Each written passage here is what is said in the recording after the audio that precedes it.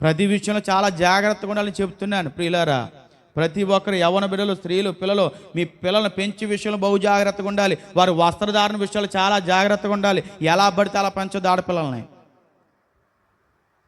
మగ పిల్లల్ని కూడా ఎలా పడితే అలా పెంచొద్దు నాయన. జుట్లు ఎరబోసుకుని మగోడు తెలుస్తలేదు, ఆడదో తెలుస్తలేదు. ఆడవాళ్ళేమో షర్ట్లు ప్యాంట్లు వేసేస్తున్నారు రైల్లో, మగవాళ్ళేమో జుట్లు పెంచేస్తున్నారు. ఏంటో అర్థం కావట్లేదు. నలుగురు కలిసి వెళ్ళారంటే అందులో ఎవరో మగోడు ఎవడో ఆడదో వెనకాల నుంచి చూస్తే తెలుస్తలేదు మనకి. ఆ మీసాల గడ్డలు చూస్తే తెలుస్తుంది. ఆ మీసాల గడ్డలు తీసేస్తే అది డౌటే. ఏమండి, ఆ ముఖం చూస్తే ఏంటో ఎవడో తెలుస్తలేదు. ఇంకా పరిస్థితులు అలా అయిపోయినాయి. పిల్లలు పెంచే విషయంలో చాలా జాగ్రత్తగా క్రమంగా పెంచాలి.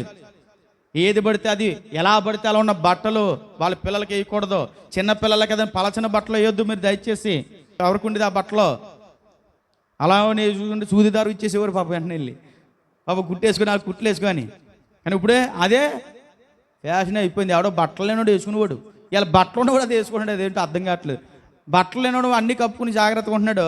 బట్టలు ఉన్నవాడు కూడా ఏంటో. ఏమండి యవ్వన బిడ్డలారా, అంతేనా?